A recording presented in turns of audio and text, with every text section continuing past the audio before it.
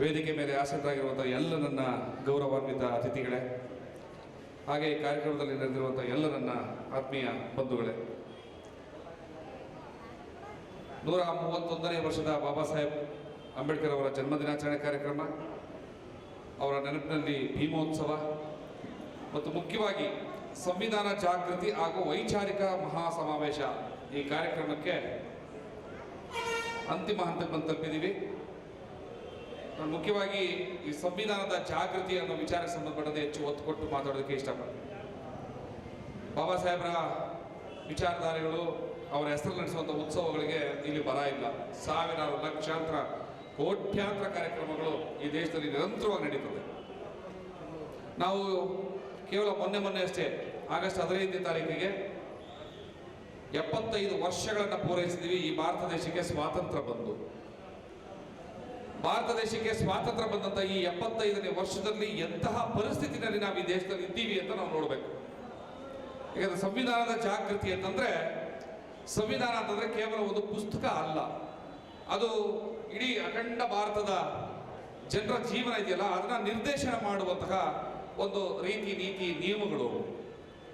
ಒಂದು ಫಿಲ್ಮ್ನಲ್ಲಿ ಯಾರ್ಯಾರು ಯಾವ್ಯಾವ ಪಾತ್ರಗಳನ್ನು ನಿರ್ವಹಿಸಬೇಕು ಅಂತ ಹೇಗೆ ಒಬ್ಬ ನಿರ್ದೇಶಕ ನಿರ್ದೇಶನವನ್ನು ಮಾಡ್ತಾರಲ್ಲ, ಹಾಗೆ ಸಂವಿಧಾನ ಒಂದು ಬಹುದೊಡ್ಡ ನಿರ್ದೇಶಕ ಈ ದೇಶಕ್ಕೆ. ನಮ್ಮ ಎಲ್ಲ ಜೀವನಗಳನ್ನು ಅದು ನಿರ್ದೇಶನ ಮಾಡುತ್ತೆ, ನೀವು ಹೇಗೆ ನಡ್ಕೋಬೇಕು ಅಂತ. ಮತ್ತೆ ಆ ಸಂವಿಧಾನದ ಪ್ರಕಾರವಾಗಿ ಈ ದೇಶದಲ್ಲಿ ಯಾರೂ ಕೂಡ ಹೆಚ್ಚಲ್ಲ, ಯಾರೂ ಕೂಡ ಕಮ್ಮಿ ಅಲ್ಲ, ಯಾರು ಮೇಲೆ ಕೀಳು, ನೀವು ದೊಡ್ಡವರು ನೀವು ಚಿಕ್ಕವರು ಅಲ್ಲ. ಸಂವಿಧಾನದ ಎದುರುಗಡೆ ಎಲ್ಲರೂ ಕೂಡ ಸರಿ ಸಮಾನ. ಅಂತಹ ಸಂವಿಧಾನ ಜಾರಿಯಾಗಿರುವಂತಹ ಈ ದೇಶದಲ್ಲಿ 75ನೇ ಸ್ವಾತಂತ್ರ್ಯೋತ್ಸವವನ್ನು ನಾವು ಆಚರಿಸಿದ್ದೀವಿ.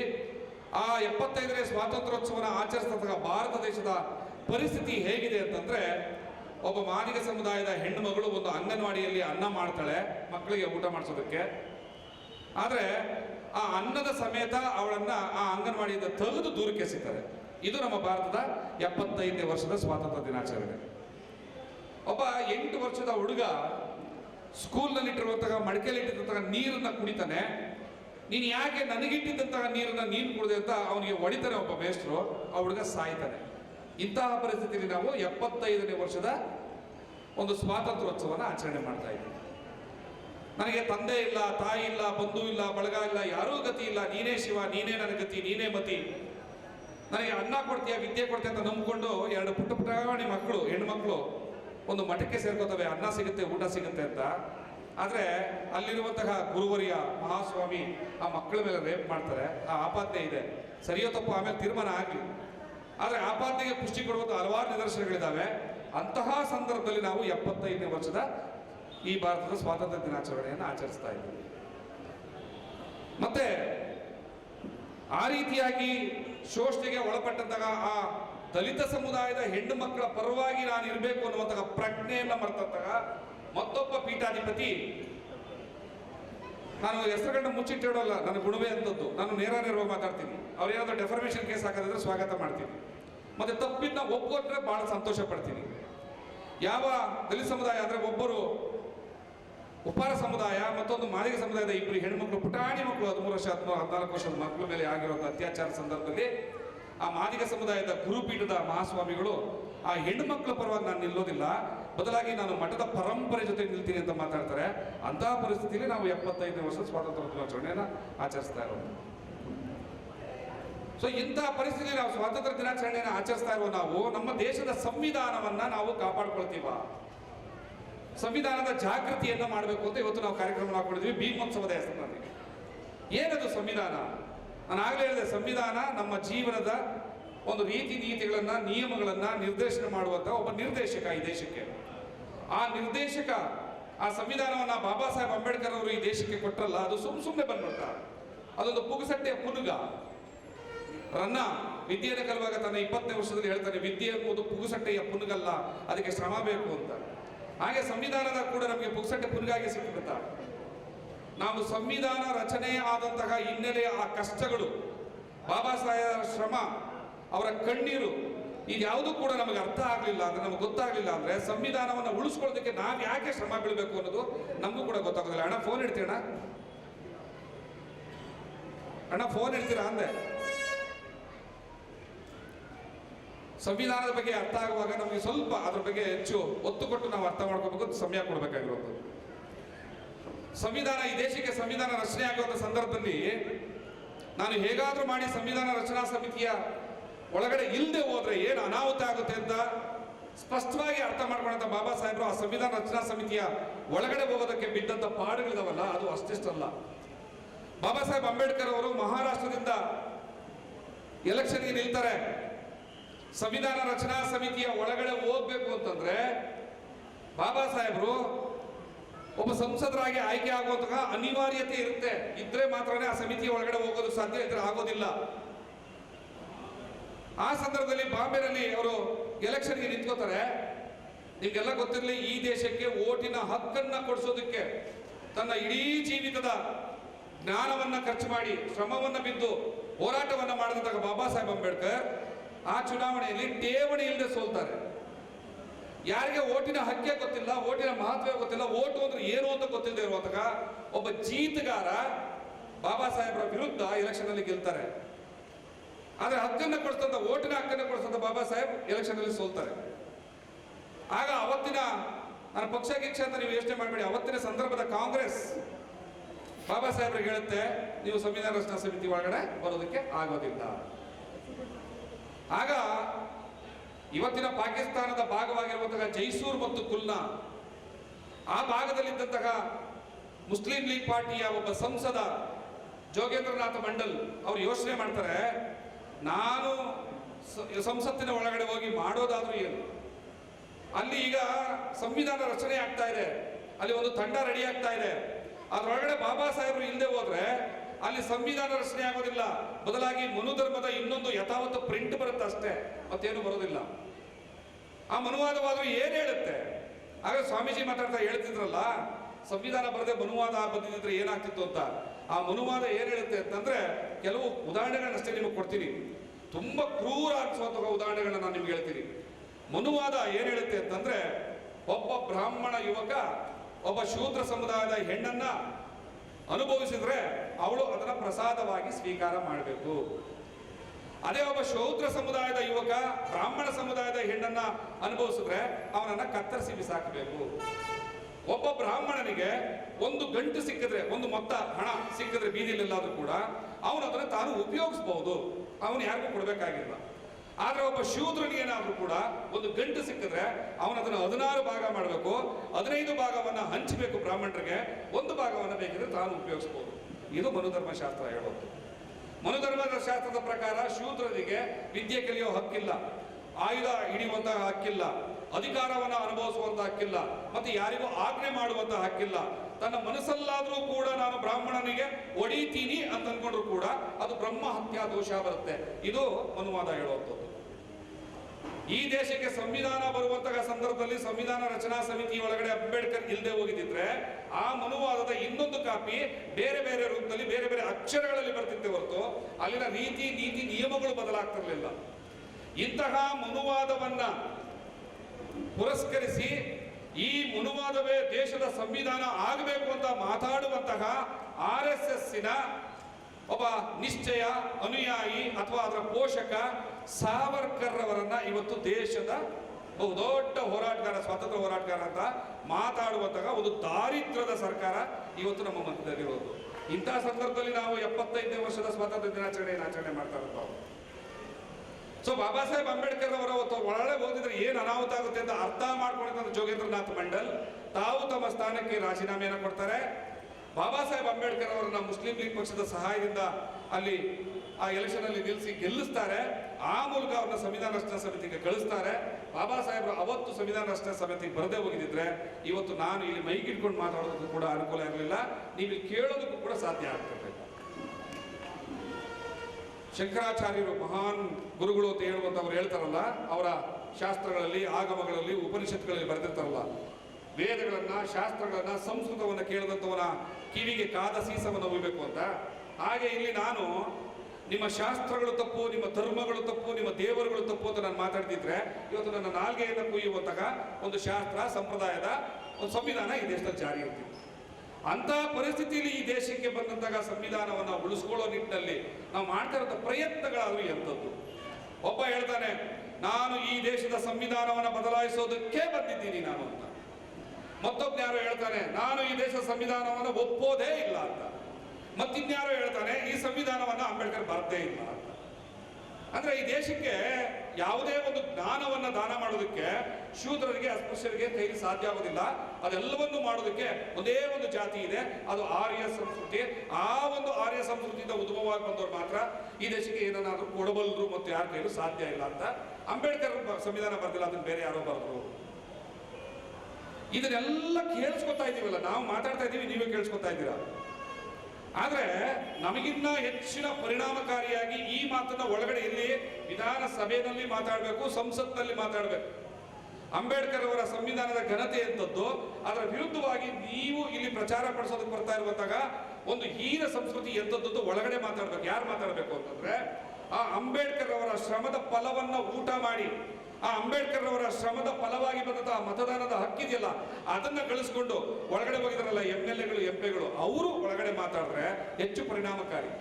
ಆದ್ರೆ ಮಾತಾಡ್ತಾ ಇದಾರ ಒಳಗಡೆ ಹೋಗಿ ಯಾರು ಮಾತಾಡೋದು. ದಲಿತರ ಸಮಸ್ಯೆ ಬರುತ್ತೆ ಎಲ್ಲೋ ಯಾವುದೋ ಊರಿನಲ್ಲಿ, ಇದೇ ತುಮಕೂರಿನಲ್ಲಿ ಗಿರೀಶ ಅಂತ ಒಬ್ಬ ಹುಡುಗ, ಮತ್ತೊಬ್ಬ ಗಿರೀಶ ಅನ್ನುವಂತಹ ನಾಯಕ ಸಮುದಾಯದ ಒಬ್ಬ ಗಿರೀಶ, ಮಾದಿಗ ಸಮುದಾಯದ ಒಬ್ಬ ಗಿರೀಶ, ಇಬ್ರು ಗಿರೀಶರನ್ನ ಕಳ್ಳತನದ ಆರೋಪ ಹೊರಿಸಿ ಚೆಚ್ಚಿ ಸಾಯಿಸ್ತಾರೆ. ಆತ ಅರೇಜಿವಾಗಿರುವಾಗ ಅವನ ದೇಹಕ್ಕೆ ಬೆಂಕಿ ಇಟ್ಟು ಸುಟ್ಟಾಕ್ತಾರೆ. ತುಂಬಾ ಹಿಂಸೆ ಪಟ್ಟು ಸತ್ತಿರ್ತಾರೆ ಅವರಿಬ್ರು ಹುಡುಗರು. ಆ ಇಬ್ರು ಹುಡುಗರ ಸಾವಿನ ಬಗ್ಗೆ ತನಿಖೆ, ಕೊನೆ ಪಕ್ಷ ಒಂದು ತನಿಖೆಗೋಸ್ಕರ ವಿಧಾನಸಭೆಯಲ್ಲಿ ಧ್ವನಿ ಎತ್ತು ಮಾತಾಡಬೇಕಿತ್ತು. ಯಾರು ಮಾತಾಡಬೇಕಿತ್ತು? ನನ್ನನ್ನು ವಿಧಾನಸಭೆಗೆ ಬಿಡ್ತಾರಾ? ಬಿಡಲ್ಲ. ಯಾರು ಬಿಡ್ಬೇಕು? ಯಾರು ಮಾತಾಡ್ಬೇಕಲ್ಲಿ? ಈ ನಾಡಿನ ದಲಿತ ಸಮುದಾಯದ ಪ್ರತಿನಿಧಿಗಳು ನಾವು, ದಲಿತೋದ್ಧಾರಕರು ನಾವು ದಲಿತರ ಜನ್ಮವನ್ನು ಪಾವನ ಮಾಡೋದಕ್ಕೆ ಹುಟ್ಟಿದ್ದೀವಿ ಅಂತ ಹೇಳ್ಕೊಂಡು ನಮ್ಮ ಮತಗಳನ್ನ ತಗೊಂಡು ಒಳ್ಳೆ ಹೋದ್ರಲ್ಲ, ಅವ್ರು ಮಾತಾಡಿದ್ರು. ಯಾರಾದ್ರೂ ಒಬ್ಬರಾದ್ರೂ ಮಾತಾಡಲಿಲ್ಲ. ಯಾಕೆ ಮಾತಾಡೋದು ಅಂದ್ರೆ ಅವ್ರಿಗೆ ಭಯ. ನಾವು ಈ ದೇಶದ ಅಸ್ಪೃಶ್ಯರ ಪರವಾಗಿ, ದಲಿತರ ಪರವಾಗಿ, ಶೋಷಿತರ ಪರವಾಗಿ ಧ್ವನಿಯನ್ನ ಎತ್ತಿದ್ರೆ ವಿಧಾನಸಭೆಯಲ್ಲಿ ನಮಗೆ ಕುತ್ತಿಗೆಗೆ ಬೆಲ್ಟ್ ಹಾಕ್ತಾರೆ. ನೀನು ಮಾತಾಡಬೇಡ, ನೀನು ಮಾತಾಡಿದ್ರೆ ಒಲಿತೀನಿ ಅಂತ ನಾಯಿಗೆ ಗದ್ರಂಗೆ ಗದರ್ತಾರೆ ನಮಗೆ. ಸೊ ಹಾಗಾಗಿ ನಾವು ಮಾತಾಡಬಾರ್ದು ಅಂತ ಭಯ ಈ ಸಮುದಾಯದ ಪ್ರತಿನಿಧಿಗಳು. ಸೊ ವಿಧಾನಸೌಧದ ಒಳಗಡೆ ಹೋಗ್ಬೇಕಾಗಿರೋರಾದ್ರೂ ಯಾರು ಅಂದ್ರೆ ಯಾವುದೋ ಪಕ್ಷದ ಏಜೆಂಟ್ಗಳಲ್ಲ. ಅವರು ಹೋರಾಟದ ಪ್ರತೀಕವಾಗಿ ಯಾವುದೇ ಸಮುದಾಯಗಳಿಗೆ, ನನ್ನ ಸಮುದಾಯಗಳಿಗೆ ನೋವಾದಾಗ ನಾನು ಅದರ ಒಳಗಡೆ ಪ್ರಶ್ನೆ ಮಾಡಬಲ್ಲೆ ಅನ್ನುವಂತಹ ಕೆಚ್ಚೆದೆಯ ಹೋರಾಟದ ಸಮುದಾಯದ ಶಕ್ತಿ ಇರುತ್ತಲ್ಲ, ಅವರು ಒಳಗಡೆ ಹೋಗ್ಬೇಕು. ಅವ್ರನ್ನ ಒಳಗಡೆ ಕಳಿಸುವಂತಹ ಕೆಲಸಗಳನ್ನು ಯಾರು ಮಾಡಬೇಕು ಅಂತಂದ್ರೆ ನಾವು ಮಾಡಬೇಕು. ಆದ್ರೆ ಈ ಸಮುದಾಯ ಏನ್ ಮಾಡ್ತಾ ಇದೆ ಅಂದ್ರೆ, ಎಲ್ಲರೂ ಇಲ್ಲಿ ಮಾತಾಡಿದವರೆಲ್ಲರೂ ಕೂಡ ಓಟಿನ ಮಹತ್ವದ ಬಗ್ಗೆ ಮಾತಾಡಿದ್ದೀವಿ. ಎಲೆಕ್ಷನ್ ಬರ್ತಿದ್ದಾಗೇನೆ 500 ರೂಪಾಯಿ ಕೊಡ್ತಾರೆ, 1000 ರೂಪಾಯಿ ಕೊಡ್ತಾರೆ, 2000 ರೂಪಾಯಿ ಕೊಡ್ತಾರೆ. ನೀವು 5 ವರ್ಷಕ್ಕೆ ಆ 500 ರೂಪಾಯಿ, 1000 ರೂಪಾಯಿ, 2000, 5000, 10,000 ರೂಪಾಯಿ ಆಗಲಿ ಡಿವೈಡ್ ಮಾಡಿ ಒಂದು ದಿವಸಕ್ಕೆ ಎಷ್ಟು ಬರುತ್ತೆ? ನೀವು 500 ರೂಪಾಯಿ ಅಂತ ಲೆಕ್ಕ ಹಾಕೊಂಡ್ರೆ ದಿವಸಕ್ಕೆ 35 ಪೈಸಾ. ನಿಮ್ಮ ಜೀವನ 35 ಪೈಸಾ ಅಷ್ಟೇನಾ ನಿಮ್ಮ ಬೆಲೆ? ಆ 500 ರೂಪಾಯಿ 1000ಕ್ಕೆ ಒಂದು ಓಟನ್ನ ನೀವು ಯಾರಿಗಾದ್ರೂ ಮಾರಾಟ ಮಾಡ್ತೀವಿ. ನೀವು ಯಾರಿಗಾದ್ರೂ ಕೂಡ ನಿಮ್ಮ ಮನೆ ಹೆಣ್ಮಗಳನ್ನ ಮದುವೆ ಮಾಡಿಕೊಡ್ಬೇಕು ಅಂದ್ರೆ ಕಣ್ಮುಚ್ಕೊಂಡು ಕೊಡಲ್ಲ, ಪರಿಶೀಲನೆ ಮಾಡ್ತೀರಿ. ಈ ಹೆಣ್ಮಗಳನ್ನ ಮದುವೆ ಮಾಡಿಕೊಟ್ರೆ ಚೆನ್ನಾಗಿ ಬಾಳ್ತಾಳ, ಅವರು ಬಾಳಿಸ್ತಾರ, ಒಳ್ಳೆಯವರ ಕೆಟ್ಟವರ ಎಲ್ಲರೂ ಪರಿಶೀಲನೆ ಮಾಡ್ತೀರಿ. ಆದ್ರೆ ನಿಮ್ಮ ಬದುಕುಗಳನ್ನ ನಿರ್ದೇಶನ ಮಾಡೋದು, ನೀವು ಸರ್ಕಾರಿ ಉದ್ಯೋಗಸ್ಥರಾದ್ರೆ ನಿಮಗೆ ಕೊಡ್ಬೇಕಾಗಿರೋ ಇನ್ಕ್ರಿಮೆಂಟ್, ನಿಮಗೆ ಕೊಡ್ಬೇಕಾಗಿರೋ ಸ್ಯಾಲ್ರಿ, ನಿಮಗೆ ಕೊಡ್ಬೇಕಾಗಿರೋ ಬೇರೆ ಬೇರೆ ಏನೋ ಅನುಕೂಲಗಳು, ಇದೆಲ್ಲ ಸರಿಯಾಗಿ ಆತ ಕೊಡ್ತಾನ, ನನಗೆ ನನ್ನ ಹಕ್ಕುಗಳನ್ನ ಕಾಪಾಡ್ತಾನ, ಇದೆಲ್ಲವನ್ನೂ ನೋಡುವಂತಹ ಆ ಜನಪ್ರತಿನಿಧಿನ ಆಯ್ಕೆ ಮಾಡೋದಕ್ಕೆ ನೀವು ಕಣ್ಣು ಮುಚ್ಕೊಂಡು 500 ರೂಪಾಯಿ ಕೊಟ್ಟು ಓಟ್ ಹಾಕ್ತೀರಿ ಅಂತಂದ್ರೆ ನಮ್ಮ ಬಗ್ಗೆ ನಾವೆಷ್ಟು ಜವಾಬ್ದಾರಿನ ವಹಿಸ್ತಾ ಇದ್ದೀವಿ ಅಂತ. ಹಾಗೆ ಇಲ್ಲಿ ಮಾತಾಡಿದ್ರು ಇದ್ರ ಬಗ್ಗೆ ನಾವು ತುಂಬಾ ಓಟಿನ ಮಹತ್ವದ ಬಗ್ಗೆ ಇಲ್ಲಿ ಮಾತಾಡೋದಲ್ಲ, ಅದು ದಿನಗಟ್ಲೆ ಆ ಓಟಿನ ಶಕ್ತಿ ಎಂತದ್ದು ಅಂತ ನಾವು ಅಷ್ಟು ಸುಲಭಕ್ಕೆ ಅರ್ಥ ಮಾಡ್ಕೊಳ್ಳುವಂಥದ್ದಲ್ಲ. ಅದು ಅರ್ಥ ಆಗಿದ್ದಿದ್ರೆ ಈ ದೇಶದ ಪರಿಸ್ಥಿತಿ ಇವತ್ತು ಈಗ ಆಗ್ತಾ ಇರಲಿಲ್ಲ. ಇಡೀ ಜಗತ್ತಿನಲ್ಲಿ ಮಾನವ ಅಭಿವೃದ್ಧಿ ಸೂಚ್ಯಂಕ ಇದೆಯಲ್ಲ, ಇದು ಈ ಜಗತ್ತಿನಲ್ಲಿ ಭಾರತ ಎಷ್ಟು ದೊಡ್ಡ ದೇಶ ಗೊತ್ತಲ್ಲ ಈ ಜಗತ್ತಿಗೆ? ಎಷ್ಟೇ ದೊಡ್ಡ ದೇಶ ಹೇಳಿ ಸರ್ ಯಾರಾದ್ರು? 2ನೇ ದೊಡ್ಡ ದೇಶ. ಆದ್ರೆ ನಮ್ಮ ಜೀವನ ಮಟ್ಟ ಸಂತೋಷವಾಗಿ ಬದುಕುವಂತಹ ಮಾನವ ಅಭಿವೃದ್ಧಿ ಸೂಚ್ಯಂಕ ಇದೆಯಲ್ಲ, ಇದು 163ನೇ ಸ್ಥಾನದಲ್ಲಿ, 136ನೇ ಸ್ಥಾನದಲ್ಲಿ. 2ನೇ ದೇಶ ಇರೋ ಸ್ಥಾನ ಎಂತದ್ದು 136. ಇದು ನಮ್ಗೆ ಆಗ್ಬೇಕಾ? ಇದು ನಾವು ಮಾಡ್ಬೇಕಾ?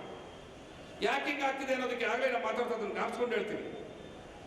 ನಮ್ಮ ಮಕ್ಕಳಿಗೆ PhD ಮಾಡ್ತಾ ಇರುವಂತ ಮಕ್ಕಳುಗಳಿಗೆ 4 ವರ್ಷದಿಂದ ಅವರಿಗೆ ಪ್ರೋತ್ಸಾಹಧನ ಇಲ್ಲ. ಹಾಗೆ ಬೇರೆ ಬೇರೆ ಸ್ಕಾಲರ್ಶಿಪ್ ಕೊಡ್ಬೇಕಾಗಿರುವಂತ ಮಕ್ಕಳಿಗೆ ಸ್ಕಾಲರ್ಶಿಪ್ ಕೊಡ್ತಾ ಇಲ್ಲ, ಅವ್ರಿಗೆ ಶೂ ಕೊಡ್ತಾ ಇಲ್ಲ, ಯೂನಿಫಾರ್ಮ್ ಕೊಡ್ತಾ ಇಲ್ಲ, ಸೈಕಲ್ ಕೊಡ್ತಾ ಇಲ್ಲ, ಊಟಕ್ಕೆ ಬಟ್ಟೆ, ಊಟಕ್ಕೆ ಆ ಬಿಸಿ ಯೋಜನೆ ಅದಕ್ಕೂ ಇಲ್ಲ ಅಂತಾರೆ. ಹೋಗ್ಲಿ ಮಕ್ಕಳಿಗೆ ಪಾಠ ಮಾಡೋದಕ್ಕೆ ಜೆರಾಕ್ಸ್ ಶೀಟ್ಗಳು ಬೇಕು ಅಂದ್ರೆ ನಮ್ಮ ಹತ್ರ ಜೆರಾಕ್ಸ್ ಶೀಟ್ಗೂ ದುಡ್ಡಿಲ್ಲ ಅಂತ ಹೇಳ್ತಾರೆ. ಅಂತ ಪರಿಸ್ಥಿತಿಯಲ್ಲಿ ಇರುವಂತಹ ಈ ಸರ್ಕಾರಗಳು ಮಾಡ್ತಾರ ಕೆಲಸ, ಮಜಾ ಕೆಲಸ ಏನ್ ಗೊತ್ತಾ? ಆಯಾ ಜಾತಿಯ ಸಮುದಾಯದ ಮಠಾಧಿಪತಿಗಳನ್ನ ಹುಡುಕ್ತಾರೆ. ಆ ಮಠಾಧಿಪತಿಗಳನ್ನ ಆಯಾ ಸಮುದಾಯದ ಓಟ್ಗಳನ್ನ ತಗೊಳ್ಳೋಕೋಸ್ಕರ ಆ ಮಠಾಧಿಪತಿಗಳನ್ನ ಬ್ರೋಕರ್ಗಳ ತರ ಉಪಯೋಗಿಸ್ತಾ ಇದ್ದಾರೆ. ಅಕ್ಷರಶಃ ಸುಮಾರು 100ಕ್ಕೆ 99% ಮಠಾಧಿಪತಿಗಳನ್ನ ಈ ಸರ್ಕಾರಗಳು ಬ್ರೋಕರ್ಗಳ ತರ ಉಪಯೋಗಿಸ್ತಾ ಇದ್ದಾರೆ. ನಿಮ್ಮ ಸಮುದಾಯದ ಓಟನ್ನ ಕೊಡ್ಸೋದಕ್ಕೆ ನೀವು ಕೆಲಸ ಮಾಡಿ, ನಿಮಗೆ ನಾವು ಒಂದಷ್ಟು ಬಿಸ್ಕೆಟ್ ಕೊಡ್ತೀವಿ ನಿಮ್ಮ ಹೊಟ್ಟೆ ಹೆಸರಿಗೆ ಅಂತ. ಯಾವುದೋ ಒಂದು ಮಠಕ್ಕೆ 80 ಎಕರೆ ಜಮೀನು ಕೊಡ್ತಾರೆ, ಯಾವುದೋ ಒಂದು ಮಠಕ್ಕೆ ಒಂದು 5 ಕೋಟಿ ಅನುದಾನವನ್ನ ಕೊಡ್ತಾರೆ. ಆದ್ರೆ ಆ ಸಮುದಾಯದ ಮಕ್ಕಳಿಗೆ ಕೊಡಬೇಕಾಗಿರುವಂತಹ ವಿದ್ಯಾಭ್ಯಾಸದ ಹಕ್ಕನ್ನು ಕಿತ್ಕೋತಾರೆ. ಆ ಮಕ್ಕಳು ಓದಬೇಕಾಗಿರುವಂತಹ ಗೌರ್ಮೆಂಟ್ ಕಾಲೇಜಿನ ಎಲ್ಲ ಅನುಕೂಲಗಳಿದಾವಲ್ಲ, ಅದು ಯಾವುದು ಕೊಡೋದಿಲ್ಲ. ಆ ಮಕ್ಕಳು ಓದಬೇಕಾಗಿರುವಂತಹ ಗೌರ್ಮೆಂಟ್ ಕಾಲೇಜ್ಗಳಲ್ಲಿ ಬರಬೇಕಾಗಿರುವಂತಹ ಟೀಚರ್ಸ್ಗಳನ್ನ ನೇಮಕಾತಿ ಮಾಡೋದಿಲ್ಲ. ಆ ಮಕ್ಕಳು ಓದಬೇಕಾಗಿರುವಂತಹ ಗೌರ್ಮೆಂಟ್ ಸ್ಕೂಲ್ ಅಂಡ್ ಕಾಲೇಜಸ್ಗಳಲ್ಲಿ ಇರುವಂತಹ ಯಾವುದೇ ಪುಸ್ತಕಗಳ ಲೈಬ್ರರಿ, ಪೀಠೋಪಕರಣ, ಆಟೋಪಚಾರಕ್ಕೆ ಬೇಕಾಗಿರೋ ವ್ಯವಸ್ಥೆಗಳು ಯಾವುದನ್ನು ಸಪ್ಲೈ ಮಾಡೋದಿಲ್ಲ. ಆ ಮಕ್ಕಳು ಓದಬಾರ್ದು, ಅವು ಹಾಳಾಗೋಗ್ಬೇಕು, ಅವು ಕೂಲಿ ಮಾಡೋಕೆ ಹೋಗ್ಬೇಕು, ಅವು ಬಾತ್ರೂಮ್ ತೊಳೆಯಕ್ಕೆ ಹೋಗ್ಬೇಕು. ಆದ್ರೆ ಇವ್ರ ಮಕ್ಕಳನ್ನ ಮಾತ್ರ ಕಾನ್ವೆಂಟ್ಗಳಲ್ಲಿ ಓದಿಸೋದಕ್ಕೆ ಅವ್ರ ದುಡ್ಡು ಇರುತ್ತೆ. ಈ ವ್ಯವಸ್ಥೆ ಅವರಿಗೆ ದುಡ್ಡು ಕೊಟ್ಟಿದೆ. ಶತಮಾನಗಳಿಂದ ಇವರ ಮಠಪೀಠಗಳು, ಇವರ ಇನ್ಸ್ಟಿಟ್ಯೂಷನ್ಗಳು, ಇವರು ದುಡಿಮೆ ಮಾಡಿದಂಥದ್ದು ಎಲ್ಲವೂ ಕೂಡ ಇವರ ಮಕ್ಕಳನ್ನ ಒಳ್ಳೊಳ್ಳೆ ಇನ್ಸ್ಟಿಟ್ಯೂಷನ್ ಓದಿಸೋದಕ್ಕೆ ಇವ್ರ ಹತ್ರ ದುಡ್ಡಿನ ವ್ಯವಸ್ಥೆ ಮಾಡಿದೆ. ಏನೂ ಇಲ್ಲ ಅಂದ್ರೂ ಕೂಡ ಒಬ್ಬ ಒಟ್ಟುಗನ್ನ ಕರ್ಕೊಂಡೋಗಿ ಇವತ್ತು ರಾಘವೇಂದ್ರ ಮಠ ಬಿಸಾಕ್ ಬನ್ನಿ, ಅವನು ಕೊನೆಗೆ IAS ಆಫೀಸರ್ ಆಗಿ ಆಚೆ ಬರ್ತಾನೆ. ಆ ವ್ಯವಸ್ಥೆ ಇದ್ದಿದೆ.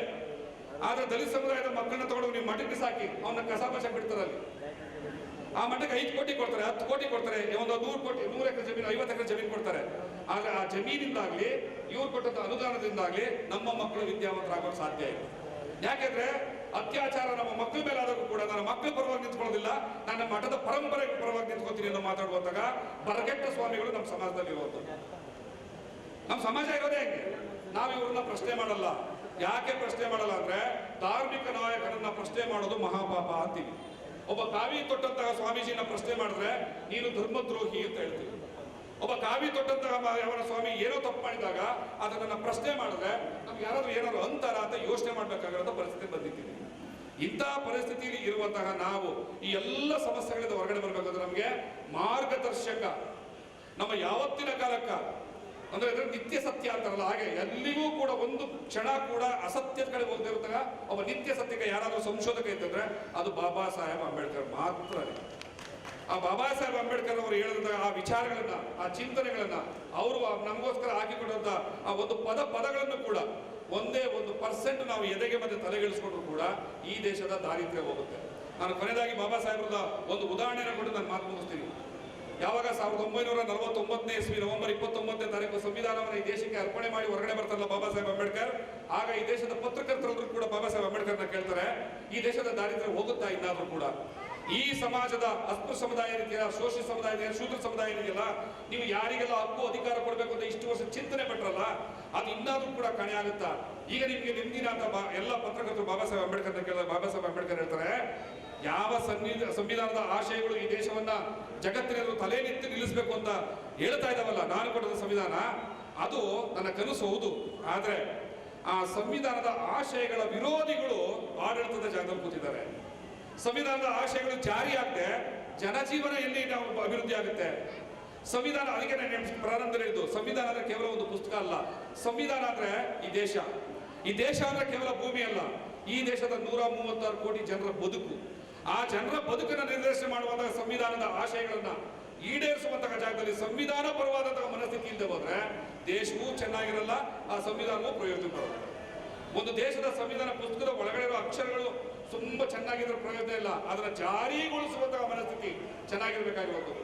ಆದ್ರೆ ಅದನ್ನ ಜಾರಿಗೊಳಿಸುವಂತಹ ಪರಿಸ್ಥಿತಿಯಲ್ಲಿರುವಂತಹ ಅಧಿಕಾರಸ್ಥರು ಇವತ್ತು ಏನ್ ಮಾಡ್ತಾ ಇದ್ದಾರೆ ಅಂತಂದ್ರೆ, ಒಬ್ಬ 10 ಲಕ್ಷ ಶೂಟ್ ಹಾಕೊಂಡ ಅಂತ, ಇನ್ನೊಬ್ಬ 41,000 ಟೀ ಶರ್ಟ್ ಹಾಕೊಂಡ ಅಂತ, ಇನ್ನೊಬ್ಬ 63,000 ಬೆಲ್ಟ್ ಹಾಕೊಂಡ ಅಂತ ಕಿತ್ತಾಡ್ತಾರೆ. ಮಾನ ಮರ್ಯಾದೆ ನಾಚಿಕೆ ಏನೂ ಗೊತ್ತಿಲ್ಲದೆ ಇರುವಂತಹ, ಮನುಷ್ಯತ್ವವೇ ಸತ್ತೋಗಿರುವಂತಹ ಒಂದು ಪಿಶಾಚಿ ರೂಪದ ಮನಸ್ಥಿತಿಗಳು ಇವತ್ತು ಈ ದೇಶವನ್ನು ಆಡಳಿತ ಮಾಡ್ತಾ ಇದ್ದಾವೆ. ಅಂತಹ ಸ್ಥಿತಿಯಲ್ಲಿ ನಾವಿವತ್ತು 75ನೇ ಸ್ವಾತಂತ್ರ್ಯೋತ್ಸವವನ್ನು ಆಚರಣೆ ಮಾಡ್ತಾ ಇದ್ದೀವಿ. ಭೀಮೋತ್ಸವದ ಹೆಸರಲ್ಲಿ ಬಾಬಾ ಸಾಹೇಬರನ್ನು ನೆನೀತಾ ಇದ್ದೀವಿ. ಆದ್ರೆ ಭವಿಷ್ಯವನ್ನ ಕಾಣಬೇಕು ಅಂತಂದ್ರೆ ಈಗ ನಾವು ಹೇಳಿದಂತ ಎಲ್ಲ ನ್ಯೂನ್ಯತೆಗಳಿದ್ದಾವೆ. ಇದ್ರ ಪರವಾಗಿ ಎಚ್ಚರಿಕೆಯಿಂದ ನಾವು ಸ್ವಲ್ಪ ಗಮನಿಸದೆ ಹೋದ್ರೆ ನಮ್ಮ ನಂತರದ ಪೀಳಿಗೆಯನ್ನು, ನಮ್ಮ ಮಕ್ಕಳ ಭವಿಷ್ಯ ಇದೆಯಲ್ಲ ಅದು ಬಹಳ ಕರಾಳವಾಗಿರುತ್ತೆ. ಆ ಮಕ್ಕಳ ಭವಿಷ್ಯ ಉಜ್ವಲವಾಗಿರ್ಬೇಕು ಅಂತಂದ್ರೆ ನಮ್ಮನ್ನ ಕಾಡ್ತಾ ಇರುವಂತಹ ಎಲ್ಲ ಸಮಸ್ಯೆಗಳಿಂದ ಹೊರಗಡೆ ಬರಬೇಕು. ಅದಕ್ಕೆ ಬೇಕಾಗಿರುವಂತಹ ಒಂದೇ ಮಂತ್ರ ಅಂದ್ರೆ ನಾವು ನಮ್ಮ ಮತವನ್ನ ಯಾರಿಗೆ ಹಾಕ್ತೀವಿ ಅನ್ನುವಂತಹ ಒಂದು ಸ್ಪಷ್ಟವಾದ ಅಭಿಪ್ರಾಯ ಮತ್ತು ಪರಿಜ್ಞಾನ ನಮಗೆ ಬಂದಾಗ ಮಾತ್ರ ಈ ದಾರಿದ್ರ್ಯಗಳಿಂದ ನಾವು ಹೊರಗಡೆ ಬರ್ತೀವಿ ಅಂತ ಹೇಳ್ತಾ ಈ ಒಂದು ಕಾರ್ಯಕ್ರಮಕ್ಕೆ ಆಹ್ವಾನಿಸಿ ಮಾತಾಡೋಕೆ ಅವಕಾಶ ಮಾಡೋದು ತಾವೆಲ್ಲರಿಗೂ ಕೂಡ ಧನ್ಯವಾದಗಳನ್ನು ಅರ್ಪಿಸ್ತಾ ನಾನು ಜೈ ಭೀಮ್.